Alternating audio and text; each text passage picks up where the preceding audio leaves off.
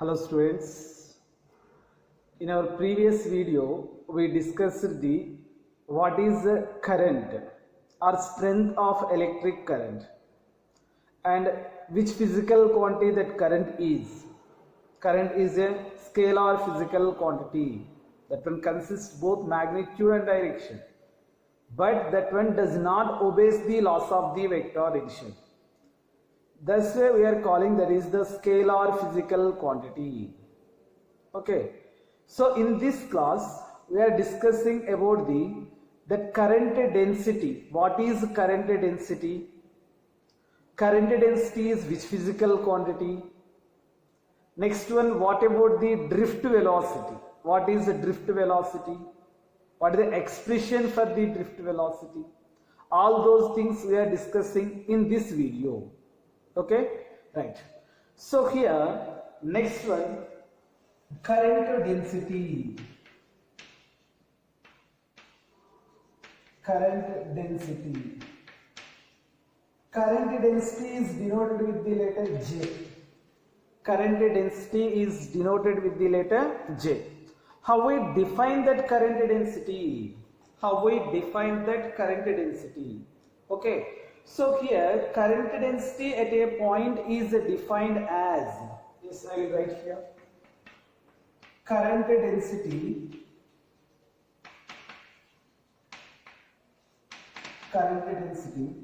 at a point is defined as, current density at a point is defined as vector having the magnitude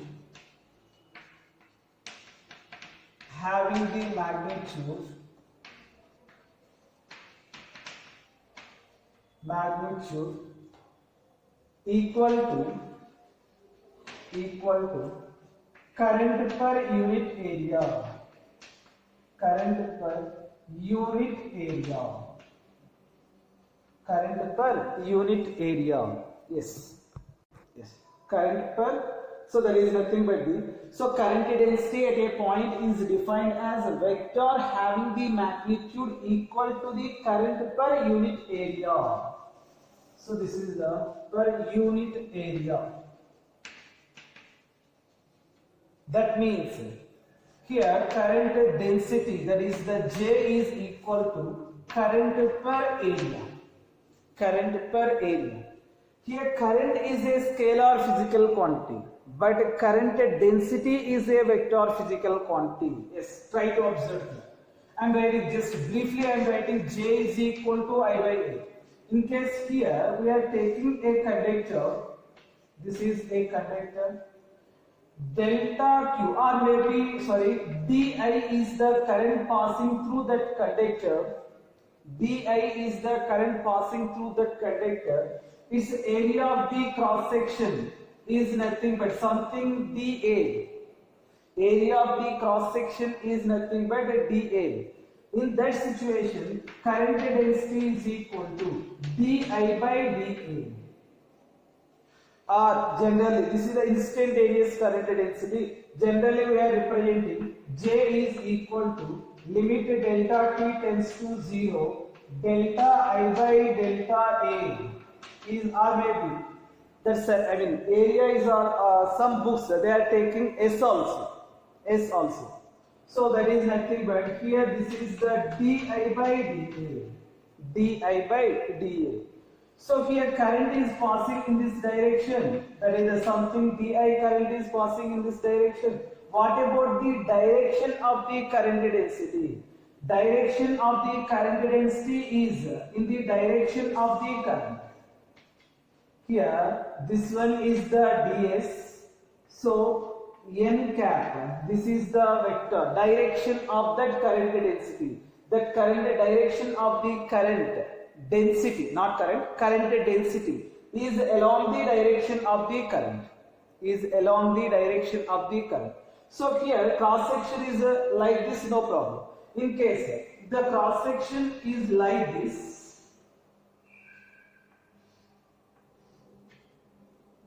cross section is like that.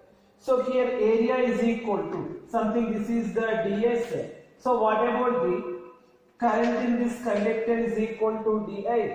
For this is the area vector. So what about the component along the direction of the current? That is nothing but, here that one makes an angle theta, here that is the ds into cos theta. In that situation, current density J is equal to di by, current density J is equal to di by. So here along the area vector along the direction of the current, that is nothing but ds into cos theta. ds into cos theta. From this one, di is equal to J into ds into cos theta. So this is look like a dot product of the two vectors. Therefore, di is equal to j bar dot ds bar. J bar dot ds bar. Or maybe the equation is also represented like this. I is equal to integral of j bar dot ds bar. J bar dot ds bar. So here current density J is nothing but the current density. Current density is a vector physical quantity. Current is the scalar physical quantity. What about the units for the current density? So units for the current is the ampere and area units are the meter square. Ampere per meter square. So ampere per meter square is the units for the current density. Ampere per meter square is the unit for the current density. Try to observe. Here current I is the scalar physical quantity. That one does not obey the laws of the vector addition. So next, current density. This is a vector physical quantity. Current is a scalar physical quantity. Current density is a vector physical quantity. Current density is a vector physical quantity. What about the direction of the current density? Is in the direction of the current only. Is in the direction of current. Yes. So next one is the drift velocity. Next one is drift velocity. So we know that the conductors consist of the free electrons. Those free electrons are responsible for the conductivity in conductors. Those are free electrons are responsible for conductivity in conductors. In case, if we take a conductor, this one consists of the so many number of the free electrons. At the room temperature, all these free electrons, those are randomly moving throughout the lattice of the atom and makes the collisions with the positive ions due to its random motion. Yes, here this is the one electron, this is the positive ion. Take example. If this electron is moving due to the thermal velocity at room temperature, we are discussing at the room temperature. So at the room temperature, those free electrons gains the energy, that is nothing but the heat energy, and those are moving randomly in all directions throughout the lattice of the atom. So here this thermal velocity is the very high value. Actually drift velocity is the very low value. That one may be is in the order of the 10 to the power minus 4 meter per second. But here thermal velocity is the huge value. That is nearly 10 to the power 5 meter per second. This is the very huge value. Thermal velocity is the huge value, not the drift velocity. Okay. Here, due to this thermal energy, those free electrons makes the moving. That means those free electrons are randomly moving and make the collision with the positive ions. So when that one make the collision with the positive ion, and that one is rebounds back like this. So in this particular cross section, net flow of the charge is equal to how much? 0. Why? Because how much of the charge is passing in this direction, same amount of the charge is passing opposite direction. Same amount of the charge is passing opposite direction. Therefore, net flow of the charge becomes zero. So in other words, the average thermal velocity of the free electrons becomes zero. Average thermal velocity of the free electrons.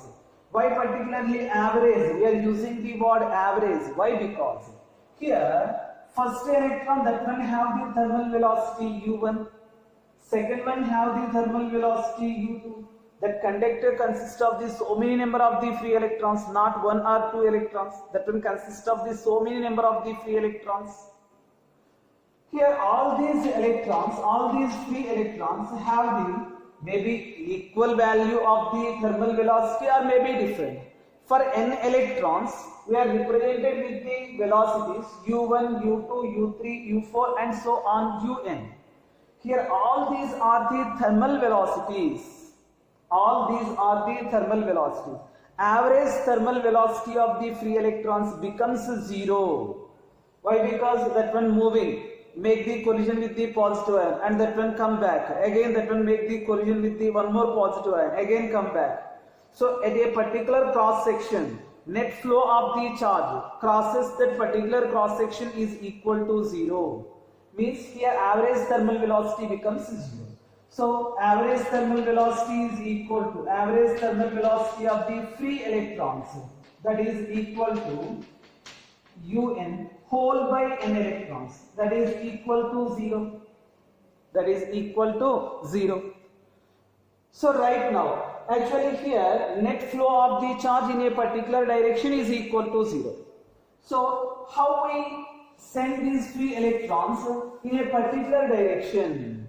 Yes. Try to observe here. When this ends of the conductor is connected to the terminals of the battery, or maybe in other words, when we apply a certain potential difference in between the ends of the conductor, all these free electrons, those are moving opposite to the applied electric field. Yes. Here I am taking, this is the conductor have the length L. So potential difference applied across the ends of the conductor is equal to V. Therefore, electric field formed inside of the conductor E is equal to V by L. How we get that one? Actually, so we know the relation between the electric field intensity and the electric potential difference. E bar is equal to minus dV by dr. Negative gradient of the electric potential is called as electric field intensity. So this is in the vector notation, this is in the scalar notation. E is equal to V by L. Length of the conductor is equal to L. Here that is the distance, we are calling that is the distance or separation between the 2 points. dV is the potential difference between the 2 points. So here potential difference between the ends of the conductor is the V. Length of the conductor is equal to L. Therefore, electric field E is equal to V by L. Here V is the potential difference. V is the potential difference. That is not the drift velocity.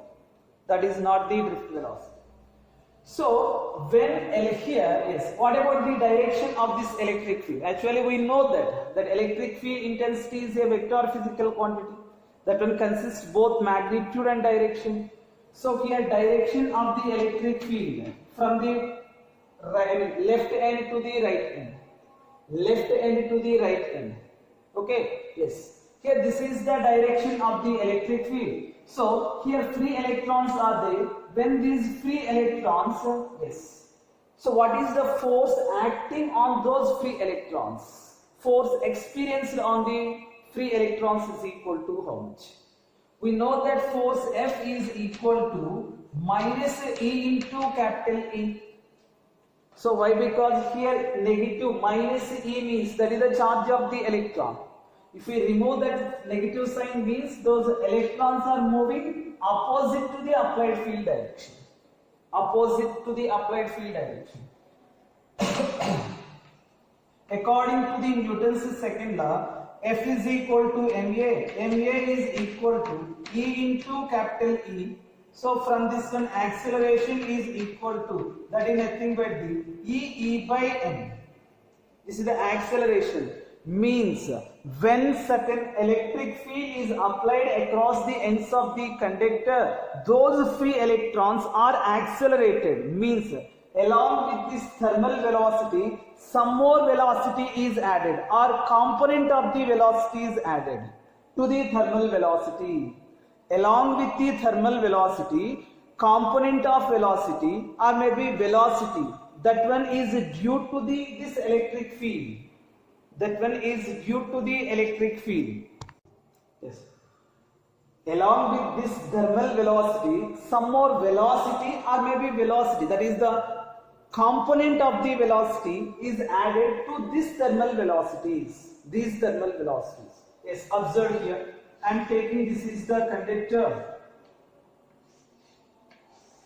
This is the conductor. One electron is moving, initially moving with certain velocity u1. Second one is moving in this direction.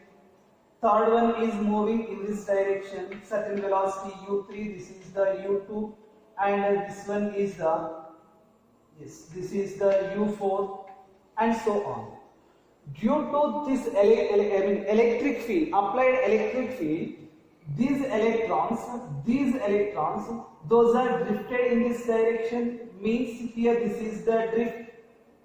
At the same time, here this one is also drifted. Means like this. Along with this thermal velocity, component of the velocity is also added. So means, if you observe right now, so all these free electrons, those are get drifted under the influence of the external electric field. But this component of the electric field, the component of the velocity, not electric field, component of the velocity does not exist for the long time. That one acts for the very, very small interval of the time. So the short time for which the short time for which free electron get, the short time for which free electrons accelerated before make a collision with positive ions are called relaxation time.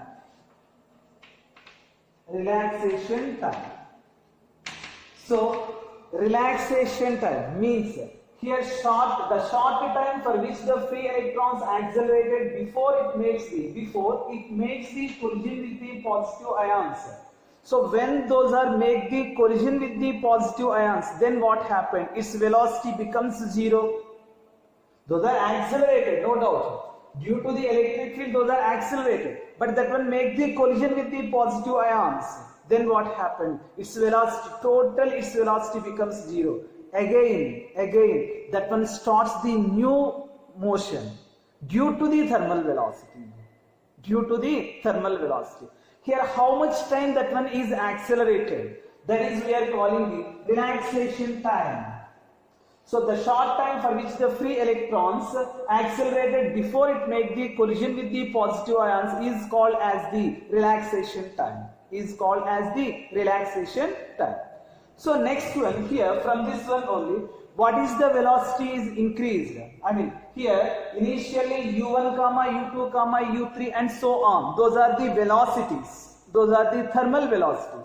Along with that one, some component of the velocity is added. Why? Because we are saying that one is accelerated, that free electrons are accelerated.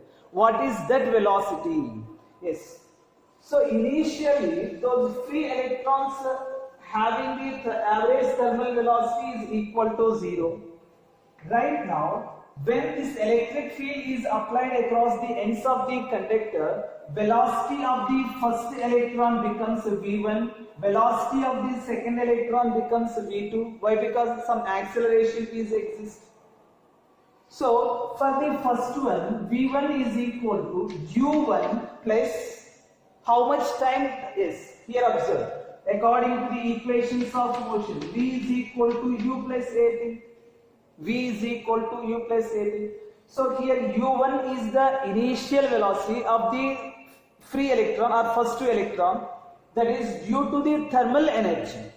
That is due to the thermal energy. At the same time, acceleration a is equal to minus e by m. Here I am taking relaxation time is equal to tau 1. Actually, relaxation time is denoted with the letter tau.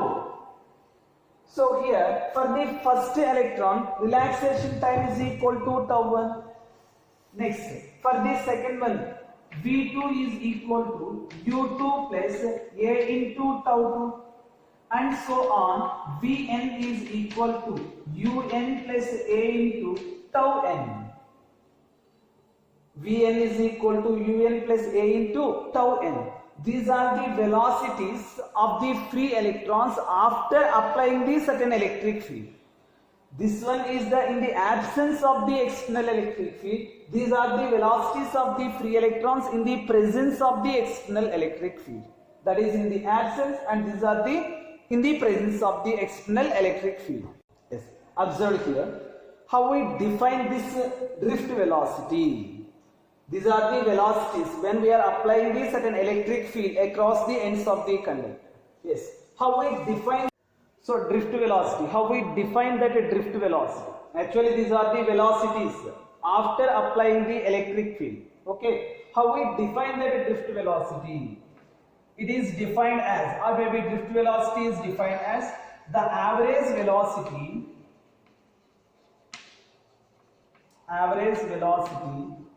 with which the free electrons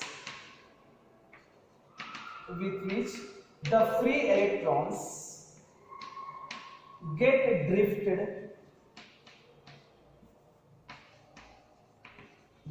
drifted under the influence of net external electric field.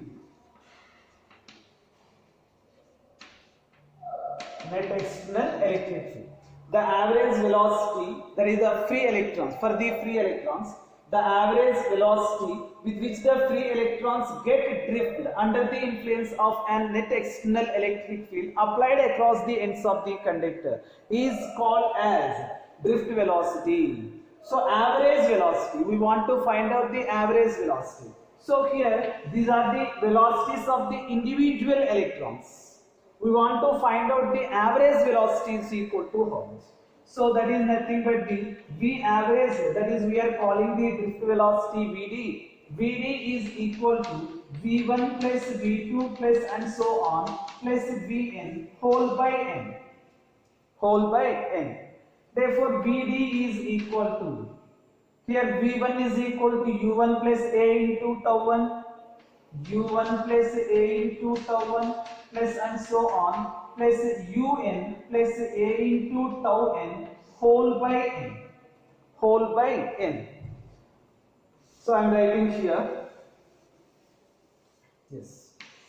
So therefore Vd is equal to U1 plus, second one is the U2 plus U3 plus and so on plus Un whole plus A into tau 1 plus tau 2 plus and so on plus tau n whole by n. I am separated this term for the first and second terms. For the first one, this is the n, and this is also n. That is also n. Observe here, total this one is the average thermal velocity. Average thermal velocity is equal to how much? 0. Therefore, Vd is equal to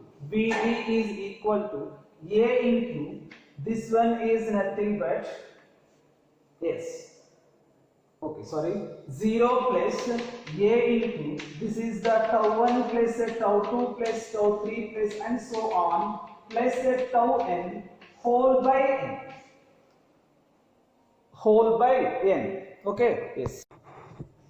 So Vd is equal to 0 plus A into total this one, tau 1 plus tau 2 plus and so on tau n whole by n. So here from that one, Vd is equal to 0 plus A into tau. Here tau is nothing but the average relaxation time. So tau 1 comma tau 2 comma tau 3 and so on, those are the relaxation times for that particular electron. Here this one is the tau is the average relaxation time. So tau is equal to, here tau is equal to tau 1 plus tau 2 plus and so on plus tau n whole by n. Therefore Vd is equal to, A is equal to, already we know that A is equal to minus E into capital E by n, minus E into capital E by n into tau. This is the expression for the drift velocity. This is the expression for the drift velocity. Drift velocity Vd is equal to minus E by m into tau. Here E is the charge of the electron, capital E is the applied electric field, small m is the mass of the electron, and tau is the average relaxation time. Average relaxation time. So here from this one, the drift velocity, yes, this is the expression for the drift velocity. Okay. So next one is the, what is the relation between the current and the drift velocity, and some concepts are also there. We will discuss that one in the next video. Okay. Bye all of you.